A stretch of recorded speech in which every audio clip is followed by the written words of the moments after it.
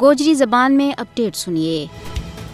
بھارت کشمیر میں جاری آزادی کی مقدس اور ہماگیر تحریک نہ ختم کرنا ناکامی تو بعد اپنی خفت نہ مٹان واسطے تحریک آزادی کشمیر اور پاکستان نہ اپنا مکروہ پروپیگنڈا کے ذریعے بدنام کرنے کی جودیاں مصروف ہے۔ یہی وجہ ہے کہ کدی اس تحریک نہ غیر ملکی دہشت گردی جعلی آپریشن اور کدی کوئی ہور لیبل لا کے عالمی برادری کی احکامات دور کرنے کی ناکام کوشش کر رہی ہے۔ مودی کی حکومت کشمیر کے اندر تعلیمی ادارہ اور مذہبی مراکز نہ بھی علاقہ میں ہندوتوا کا اپنا خطرناک ایجنڈا نہ فروغ دینے واسطے استعمال کر رہی ہے۔ اس کے علاوہ بھارت پاکستان نہ بدنام کرنے واسطے کشمیر کے اندر پاکستان مخالف جذبات نہ بدان واسطے اپنا کٹ پتلیاں نہ مضبوط و متحرک کر رہی ہے تاکہ بھی بھارت کا ہندوتوا کا غلیظ ایجنڈا نہ پاڑ پوچھ سکے۔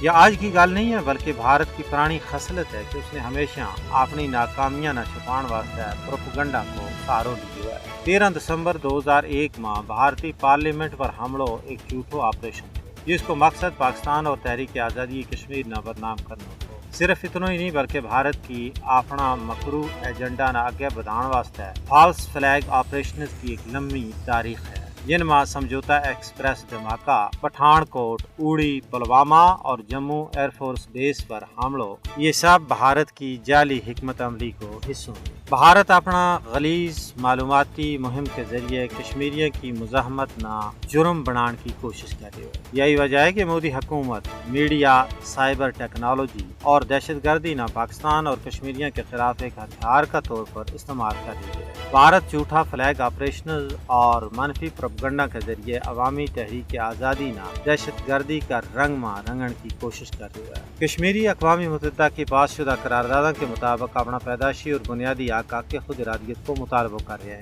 تجزیہ نگاروں کو کہنا ہے کہ بے شک بھارت لاکھ جتن کرے وہ کشمیر اور پاکستان کا رشتہ میں تیڑ ڈال سکے گو اور نہ ہی تحریک آزادی نہ بدنام کر سکے گو، کیونکہ پاکستانی اور کشمیری بھارت کا مضمون منصوبہ کو مقابلہ کرنے واسطے پورا عزم ہے۔